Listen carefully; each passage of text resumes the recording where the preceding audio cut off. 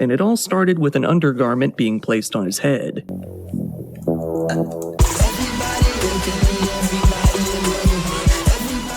The 70-year-old man who killed his high school bully.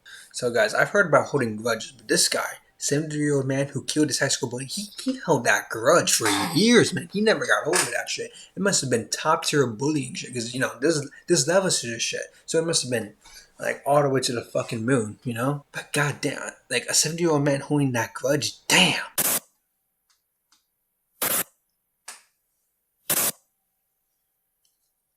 If someone was mean towards you in high school, how long would it take you to move past it? Would you? It took me like 5 years because I was treated like shit during high school, so it took me to like college to like really get over it, because once you're in college, no one really does that anymore, so people mature up, thankfully. You forget it by college? Maybe a little bit after? The subject of today's story hadn't forgotten it by the time he was in his mid-70s, and it all started with an undergarment being placed on his head. That's a one-way ticket to pink eye real, bro. That's how you get pink eye. Oh my god, I've gotten pink eye before. Not fun, bro. When I was a child, I used to get pink eye like pretty often. Disgusting shit. It hurts, like your eye, like it looks like you're high and shit. Oh my gosh, nah.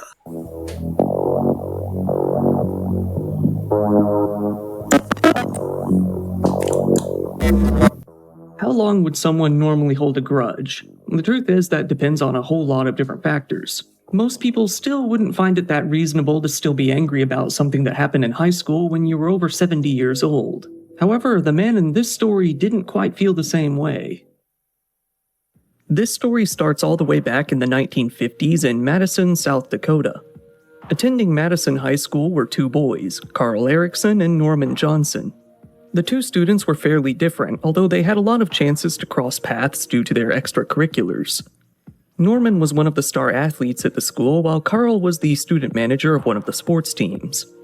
Norman was the star running back on the football team and dated one of the cheerleaders, while Carl had a bit more modest of a time at school. According to Carl, Norman would pick on him in the locker room now and then. However, there was one incident in particular that sent Carl over the edge, a moment he would never forget for the rest of his life. One day, Norman reportedly put a jockstrap on his head.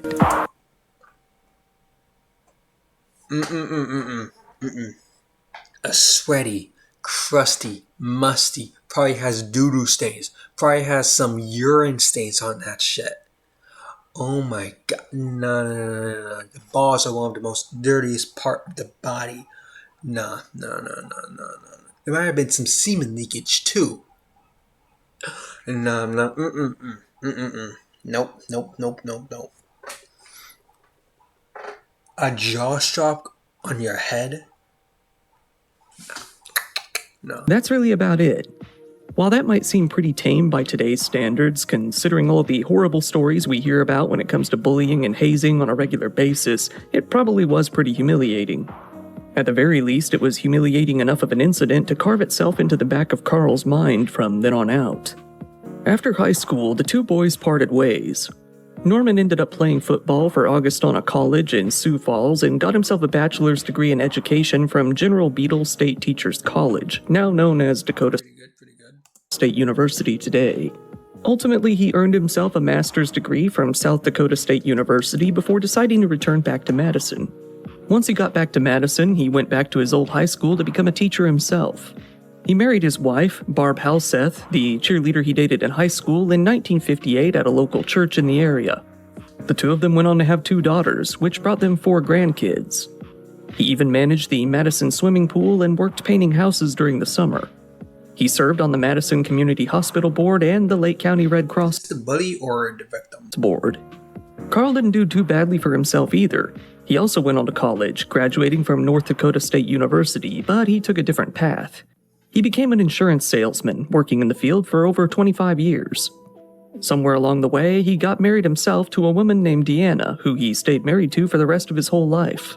His life was described as being a fairly average one. He moved to Wyoming and stayed there for a bit before coming back to South Dakota and living in Watertown. So both pretty had like decent, they were pretty well for themselves, decently successful, not like, they're not billionaires or anything, but like both pretty middle class citizens. Deep down though, not all was well with Carl.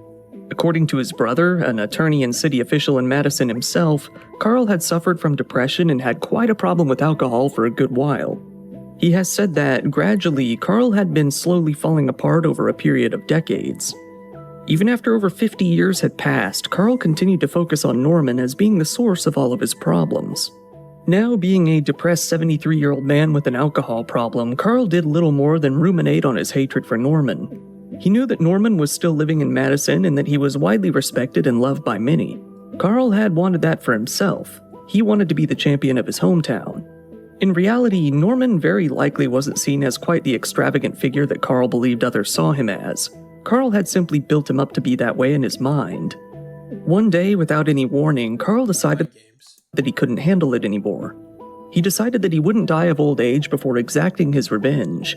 He went out and bought himself a gun to prepare himself for what he was about to do. On the evening of January 31st, Okay, please don't tell me you're gonna I know you're gonna kill this guy, but please don't tell me you're gonna pew a school as well. Oh my god, no, not.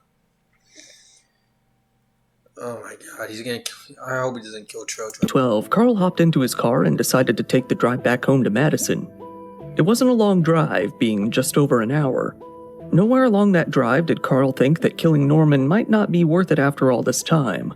Instead, he pressed on. Once he got into town, it appeared that he didn't know exactly where Norman lived, but he had a fairly good idea.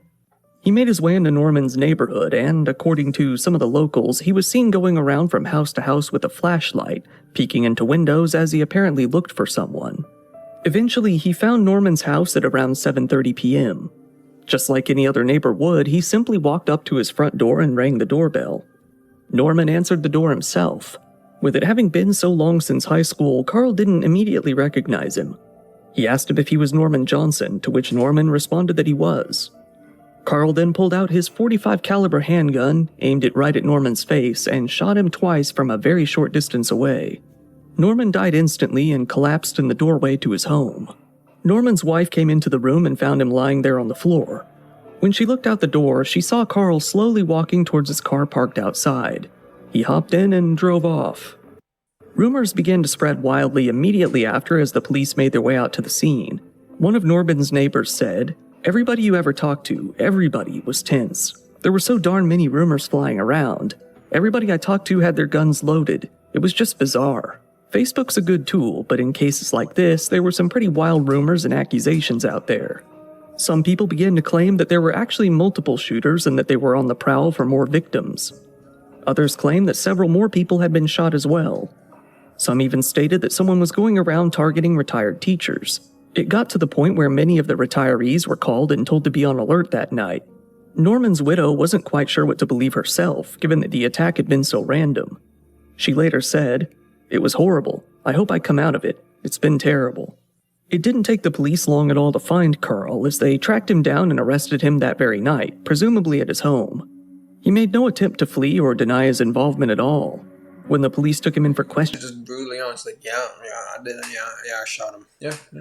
Casually. He admitted that he had done it as revenge against Norman for putting a jockstrap on his head over 50 years prior. With that, the cops started to wonder if he was right in the head. For the time being, he was sent to Lake County Jail in Madison and held without bail. In the days after Carl was arrested, a psychiatrist named Dr. Robert Guybink came to meet with him and evaluate his mental state. He was surprised to see that Carl just seemed more sad than anything. He found him to be extremely depressed. Carl said that he hoped that he would die in his sleep every night and that his general anxiety was so bad that it kept him from living a normal life. He did seek treatment at some point, but Dr. Guybink said that the problems had been, quote, for the most part treatment resistant. Due to this, Dr. Guybink said that Carl's judgment at the time of the crime had been impaired. However, how heavily that diagnosis would be taken into account would be decided at his trial. Carl was arraigned in May later that year. When the judge asked him what had happened, Carl responded, "I shot him, Your Honor." Carl never... He's not pulling any punches. He's just like, yeah, I shot him. Yeah, not pulling any punches. He's straight to the point. He's like, oh, there's like, oh, I didn't expect you to actually admit it. Okay. Never denied committing the crime, but by that time he had begun to say that he wasn't even sure why he had gone out and killed Norman. He said that it must have been something in his subconscious that led him to do it. The problem was, Kenneth Mayer, Lake County State Attorney, said that Carl had already indicated to the authorities that it was the jockstrap incident from the 50s that had led to all of this. Carl relented just a bit, saying, "I guess it was from something that happened over 50 years ago. It was apparently in my subconscious." Carl did have Dr. Geibink on his side, who let the court know about his long history of mental health-related issues. In an affidavit shown to the court, he said that he was significantly depressed when they first met shortly after the attack took place. Due to a few different factors, some people began to doubt if the jockstrap incident had ever even happened in the first place. For one, nobody was ever found who remembered it. That could be explained pretty simply on its own, however. It may just have not happened in front of that many people, and if it did, anyone who was there at the time may have either moved or just passed away. After all, they were in their mid-70s by this point. Another factor was Carl's No one's gonna remember that. Some people just don't remember Isco at all. mental state. If he was in such a bad state of mind that he couldn't tell right from wrong or make rational judgments at the time, there was reason to doubt the story he gave to the police was all that accurate either. The problem is, if the incident never did happen, what other reason would Carl have to hate Norman so much specifically? Carl's own brother did say that the incident happened, although he was very vague about the specifics. He only said, "There was an incident where Norm Johnson did something to Carl." Beth Ribstein, Norman's daughter, knew a little bit about the two of them. She also felt that the locker room incident probably did happen. She said it was just goofing off in a locker room. However, she gave Not really goofing off when you have a literally ball, like a ball stain contained jock strap on your face. It probably has urine stains, doo-doo stains, whatever. It probably smells like, your nose, like your nose is not gonna have a fun time. Your face is not gonna have a nice time. You get pink eye. That's probably traumatizing for him. a different reason as to why she felt Carl had killed her father. She blamed it on a mix of Carl's own deteriorating mental state being combined with his long-term jealousy of her father. She said that Carl hadn't been right in the head for many years, saying that he had always been jealous of her dad's success in their hometown. She said, "He was just jealous of Dad his whole life." Carl's murder trial dragged on for several more months. It wasn't until February that he would finally enter a plea. He pled not guilty to the charge of first-degree murder against him. Given that South Dakota did have the death penalty, he was looking at a real possibility of being executed if he was convicted. This made coming to some sort of deal with prosecutors the best option that Carl and his lawyer had moving forward. Given his mental state, it was argued that Carl would plead guilty but mentally ill to second-degree murder instead. While this could still carry a life sentence, the death sentence would be off the table. After a little bit of deliberation, that was the path they chose to go down. Carl Erickson later formally made his plea. The prosecutor was asked what Norman's widow had to say about this plea. He couldn't answer, only saying, "I can't speak for her. I can tell you we talked to her." With that, it was time for his sentencing. On June 16th, 2012, Carl entered into the courtroom in his prison garb and shackles. As he sat down into his chair, he was given headphones that would allow him to hear the judge and the attorney's voices more clearly. Norman's widow and two daughters were sitting in the front row of the gallery, right behind him. Carl did successfully avoid the death sentence, but he was ultimately sentenced to life in prison. Being 73 years old already, that meant that the remaining portion of his life would definitely be behind bars. Both of Norman's daughters, Beth Ribstein and his eldest daughter, Terry Weibelmo, read statements during the sentencing. Terry spoke first and looked Carl in the face. She noted that Father's Day was coming up soon, saying that Norman would have looked forward to his usual meal of fried chicken, potato salad, and rhubarb pie. That actually sounds pretty good. What the hell is rhubarb pie? Rhubarb is a spring and summer baked dessert. It is tart, chopped, fresh rhubarb stalks mixed with 1/4 cup. So it's like a fruit pie. Whoa, it actually sounds good. That actually looks good right here. It's pretty decent. That's a pretty good meal. Fried chicken, mashed potatoes. W. She told Carl, "I'm speaking to you, Carl." She described how her dad had impacted a lot of different people in very positive ways, but jabbed him with "but I don't know that you would understand that kind of goodness." She ended with, "We miss my dad very much." Norman's other daughter, Beth, gave him some similar food for thought. She told Carl that more than 600 people had attended her dad's funeral, even someone from Carl's own family, and that he had been very well liked and respected by everyone who knew him. She told him, I can't blame you for being jealous of Dad." She told Carl about how much Norman loved his daughters, granddaughters, and his pets. Knowing that Carl had a dog himself, she twisted the knife by saying, "The night you shot him, his dog didn't want to leave his side." Carl only made a few very brief comments after they spoke. He said that he wanted to speak directly to Norman's widow to express that he was sorry for what he had done. He ended with, "I just wish I could turn the calendar back." With that, Carl was taken off to jail. He was sent to the state penitentiary, the main one for adult males, where he was all set to receive ongoing mental health treatment as part of his plea.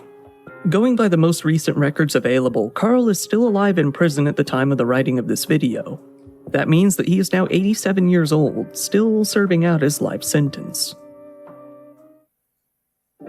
Once again, thank you for watching my video. If you found the content interesting, please give it a like. Damn. Bro holding a grudge. It probably must have already fucked him up, to be honest. Yeah, you would probably remember that. I'm not saying he's justified, but like, god damn, it's kind of traumatizing.